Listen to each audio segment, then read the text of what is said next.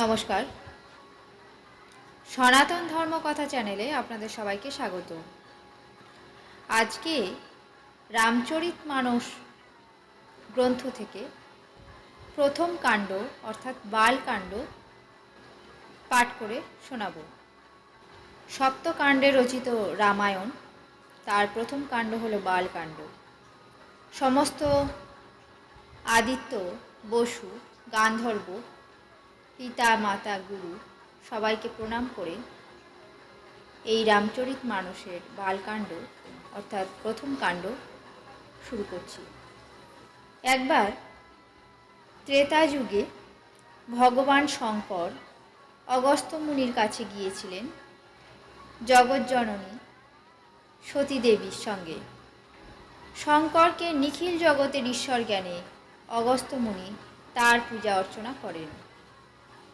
মুনিশ্রেষ্ঠ অগস্ত্য বিস্তারিতভাবে রাম কথা বর্ণনা করেন আর মহেশ্বর অত্যন্ত আনন্দের সঙ্গে তা শ্রবণ করেন।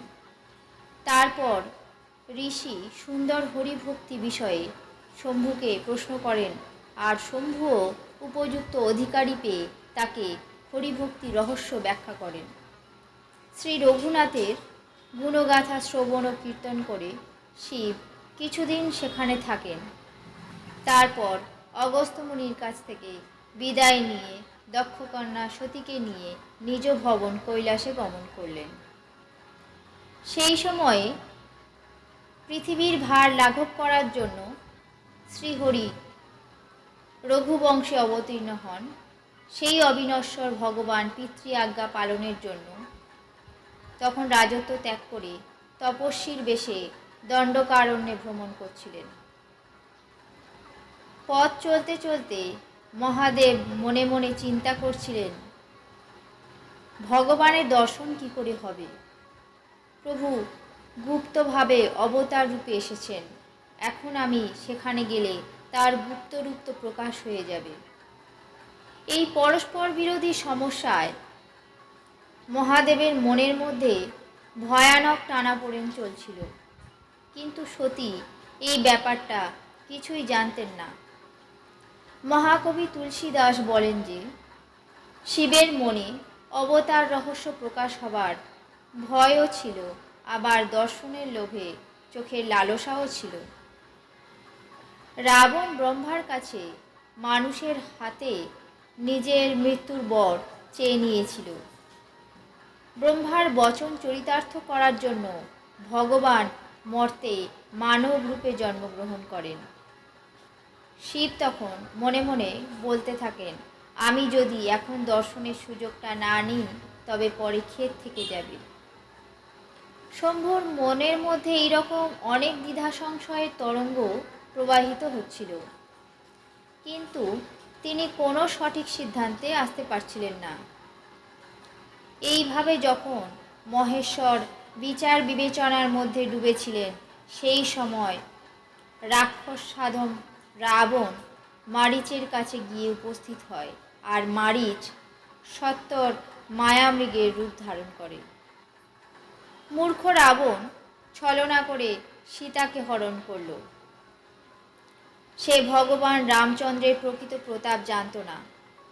মায়ামৃগ বধ করে অনুজ লক্ষণের সাথে ভগবান রামচন্দ্র আশ্রমে ফিরে আসেন এবং শূন্য আশ্রমে সীতাকে দেখতে না পেয়ে তার নয়ন যুগল অশ্রুপ্লাবিত হয়ে গেল।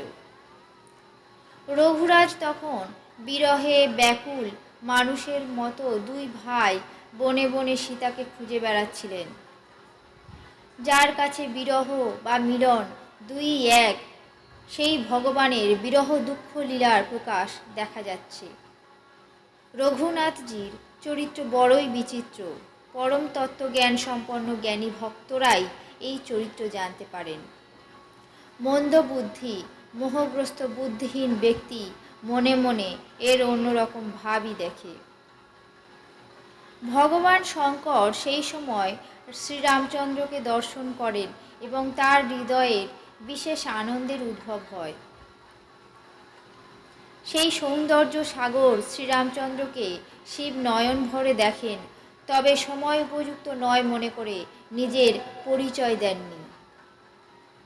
জগৎ পাবন সচ্চিদানন্দের জয় হোক, এই কথা বলে মদন ভস্মকারী মহাদেব সেই স্থান ত্যাগ করে চলতে থাকেন। কৃপানিধান শিব সতীর সাথে যেতে যেতে বারবার আনন্দে রোমাঞ্চিত হতে লাগলেন। শঙ্করের সেই দশা দেখে সতীর মনে বিশেষ সন্দেহের উদয় হয়। মনে মনে ভাবতে লাগলেন, যে শঙ্করকে সমস্ত জগৎ বন্দনা করে, তিনি জগদীশ্বর, দেব, মানব, মুনি সকলেই তাকে অবনত মস্তকে প্রণাম করে। তিনি এক রাজপুত্রকে সচ্চিদানন্দ পরধাম বলে প্রণাম করলেন, আর তার রূপ দেখে এমন প্রেম মুগ্ধ হয়ে রয়েছেন যে তিনি মনের আনন্দ মনে ধরে রাখতে পারছেন না। যে ব্রহ্ম সর্বব্যাপক, মায়ারহিত, জন্ম মৃত্যুহীন, অগোচর, ইচ্ছারহিত, ভেদশূন্য, যাকে বেদ পর্যন্ত জানে না, তিনি কি দেহ ধারণ করে মানুষ হতে পারেন? দেবতাদের মঙ্গলের জন্য নরতনুধারী ভগবান বিষ্ণুও শ্রীশঙ্করের মতো সর্বজ্ঞ। সেই সর্বজ্ঞানধাম কমলাপতি অসুরারি ভগবান বিষ্ণু কখনো কি অজ্ঞানীর মতো স্ত্রীকে খুঁজে বেড়াবেন? আবার শিবের বাক্যও মিথ্যা হতে পারে না।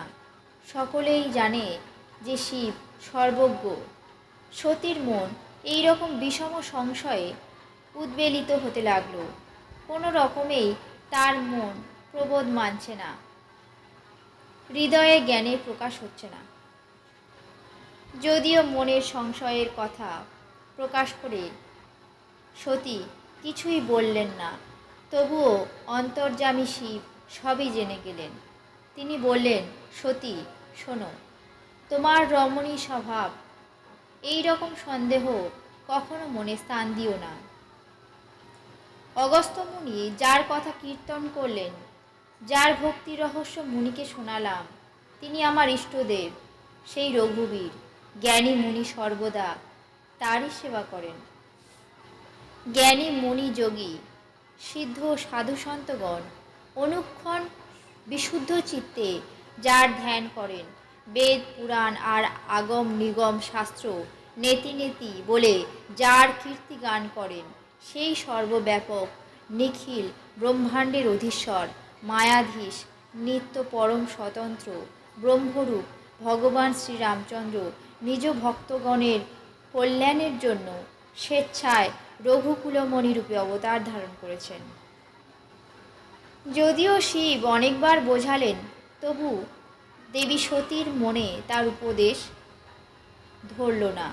তখন ভগবানের মায়া শক্তির প্রভাব অনুভব করে মহাদেব মুচকি হেসে বললেন, তোমার মনে যখন এতই বিষম সন্দেহ, তখন নিজে গিয়ে একবার পরীক্ষা করে দেখো না কেন? তুমি যতক্ষণ না পরীক্ষা শেষ করে ফিরে আসো, আমি ততক্ষণ এই বটের ছায়ায় বসে অপেক্ষা করছি। যা করলে তোমার এই অজ্ঞানজনিত মহাভ্রম দূর হয়, বিবেক বিবেচনা দ্বারা বুঝে সুঝে তুমি তাই করো। শিবের অনুমতি পেয়ে সতী সেই দিকেই চলতে চলতে মনে মনে ভাবতে লাগলো, কি করি, কিভাবে পরীক্ষা করি। এদিকে মহাদেব মনে মনে বুঝলেন যে দক্ষ সুতা সতীর মঙ্গল নেই। আমার এত বোঝানো সত্ত্বেও যখন সন্দেহ দূর হলো না, তখন মনে হচ্ছে বিধি বাম সতীর এখন শ্রেয় দুষ্কর। বিধাতা যা কপালে লিখেছেন তাই হবে, তর্ক করে কথা বাড়িয়ে আর কি হবে। এই চিন্তা করে শিব ভগবান শ্রীহরির নাম জপ করতে লাগলেন। আর সুখধাম শ্রীরামচন্দ্র যেখানে ছিলেন, সতী সেখানেই গেলেন। সতী বারবার মনে বিচার করে সীতাদেবীর রূপ ধারণ করলেন। যে পথে নরপতি রামচন্দ্র আসছিলেন, সেই পথের দিকেই এগিয়ে যেতে লাগলেন। লক্ষ্মণ সতীর সীতাবেশ দেখে চমকে গেলেন এবং মনের মধ্যে ভ্রমের উদয় হলো। তিনি ভীষণ গম্ভীর হয়ে গেলেন, মুখে বাক্য সরল না। ধীরমতি লক্ষ্মণ প্রভু রঘুনাথের প্রতাপ জানতেন। সর্বদর্শী, সর্বান্তর্যামী, সুরস্বামী শ্রীরামচন্দ্র সতীর ছদ্মবেশ বুঝতে পারলেন। যার স্মরণ মাত্রেই সমস্ত অজ্ঞানতা নাশ হয়ে যায়। তিনি হলেন সর্বজ্ঞ ভগবান শ্রীরামচন্দ্র। নারী চরিত্রের চপল প্রভাব দেখার মতো। সর্বজ্ঞ ভগবানের সামনেও সতীদেবী গোপন করতে চাইলেন। নিজের মায়াশক্তির প্রভাবের খেলা দেখে শ্রীরামচন্দ্র স্মিত হেসে কোমল মৃদুবাক্যে বললেন, পিতৃ পরিচয় উল্লেখ করে নিজের নাম বললেন। তারপর জিজ্ঞেস করলেন, বৃষকেতু কোথায়? আপনি এই বনের মধ্যে একলা কেন বেড়াচ্ছেন? শ্রীরামচন্দ্রের কোমল এবং গূঢ় অর্থপূর্ণ বাক্য শুনে সতীর মনে বড় সংকোচ হল। তিনি ভীত হয়ে নিঃশব্দে শঙ্করের কাছে চললেন, অত্যন্ত ভারাক্রান্ত মন নিয়ে। ভাবলেন, আমি শঙ্করের কথা গ্রাহ্য করিনি, নিজের অজ্ঞতা শ্রীরামচন্দ্রের উপর আরোপ করলাম। এখন ফিরে গিয়ে মহাদেবকে কি উত্তর দেব? এইসব ভাবতে ভাবতে সতীর মনে দারুণ জ্বালা হতে লাগলো। শ্রীরামচন্দ্র বুঝলেন যে সতীর মনে অনুতাপ হচ্ছে, তাই তিনি কৃপা করে নিজের কিছু শক্তি প্রকট করে দেখালেন। পথ চলতে চলতে সতী সেই কৌতুক দেখলেন যে শ্রীরামচন্দ্র সীতা ও লক্ষ্মণকে নিয়ে তার আগে আগে চলেছেন। এই পরিপ্রেক্ষিতে সীতাকে এই জন্য দেখালেন যে সীতাদেবী শ্রীরামচন্দ্রের সচ্চিদানন্দময় রূপ দেখেন এবং বিয়োগ ও দুঃখের যে কল্পনা তার হয়েছিল সেটা দূর হয় এবং তিনি প্রকৃতিস্থ হন। সতী দেবী পিছনে ফিরে দেখেন যে সেখানেও সুশোভন বেশে অনুজ লক্ষ্মণ আর সীতার সাথে শ্রীরামচন্দ্র রয়েছেন। এরপর তিনি যেদিকেই দৃষ্টিপাত করেন সেখানেই প্রভু শ্রীরামচন্দ্রকে দেখেন এবং দেখেন যে প্রধান সিদ্ধ মুনি ঋষিগণ তাকে সেবা করছেন। সতী অনেক ব্রহ্মা বিষ্ণু মহেশ্বর দেখলেন, যারা প্রত্যেকের থেকে অমিত শক্তিশালী। তিনি আরও দেখলেন যে বিবিধ বেশধারী দেবতারা শ্রীরামচন্দ্রের চরণ বন্দনা এবং সেবা করছেন। অনেক অনুপমা শিবানী, ব্রহ্মাণী, লক্ষ্মী দেবী তিনি দেখলেন।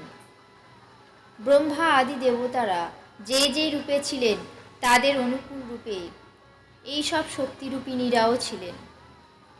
যেখানে যেখানে সতী রামকে দেখলেন সেখানে সেখানে শক্তিসহ সব দেবতাদেরও দেখলেন। চরাচর বিশ্বের বহু প্রকার জীবকেও তিনি সেখানে দেখলেন। বহুবিধ বেশে দেবগণ প্রভু শ্রীরামচন্দ্রের পুজো করছেন। শ্রীরামচন্দ্রের দ্বিতীয় কোনো রূপ তিনি কোথাও দেখলেন না।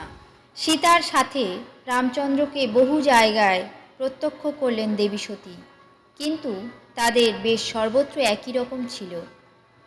সমস্ত জায়গায় একই রকম রঘুনাথ, একই লক্ষণ আর একই সীতা দেখে সতী খুব ভয় পেলেন। তার বুক কাঁপতে লাগলো, শরীরের হুঁশ লোপ পেতে লাগলো। তিনি চোখ বুজে পথের মধ্যে বসে পড়লেন।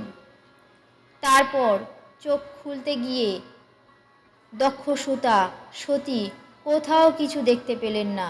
তখন তিনি বারবার শ্রীরামচন্দ্রের চরণে মাথা নুইয়ে প্রণাম করতে করতে শিব যেখানে ছিলেন সেখানেই চললেন।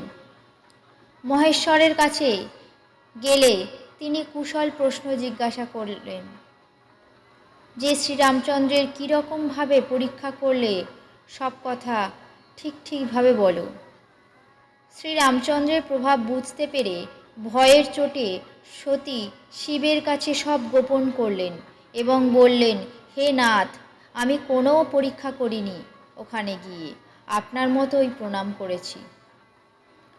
আপনি যা বলেছেন তা কখনো মিথ্যা হতে পারে না, এ বিশ্বাস আমার দৃঢ়ভাবেই আছে।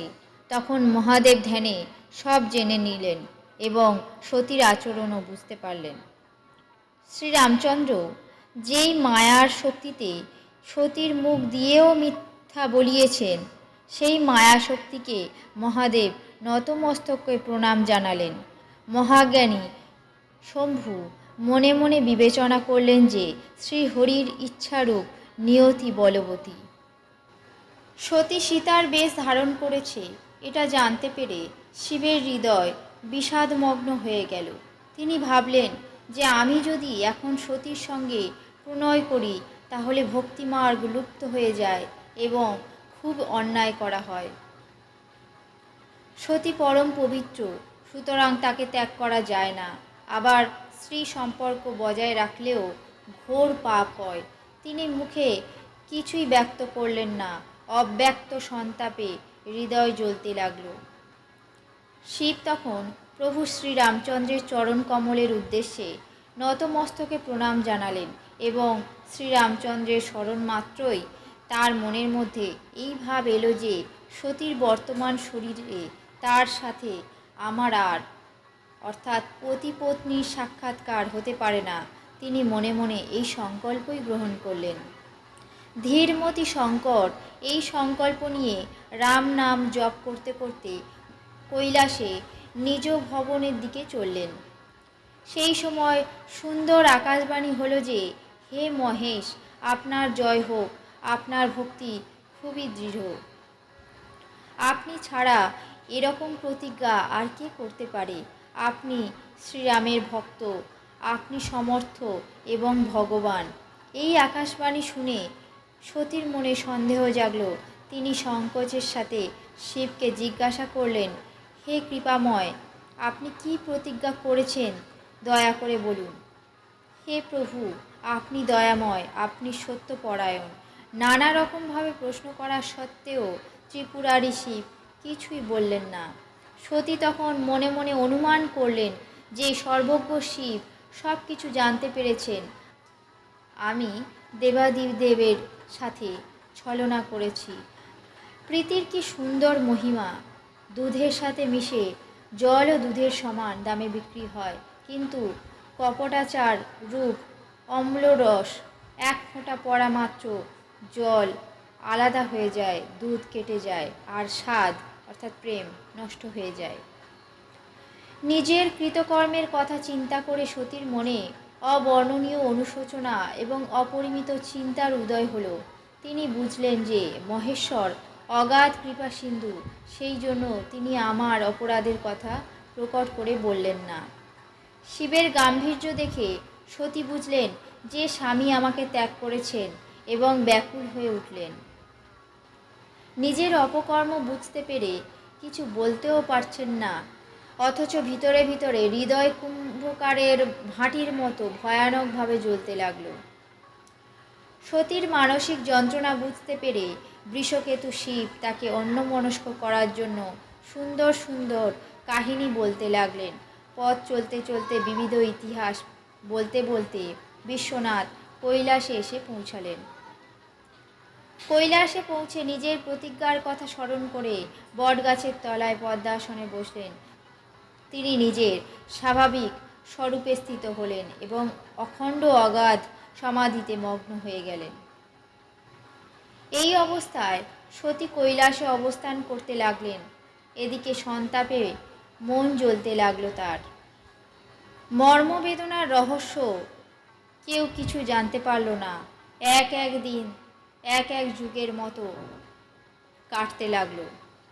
নিত্য নতুন মনস্তাপ সতীর হৃদয়কে ভারাক্রান্ত করতে লাগলো।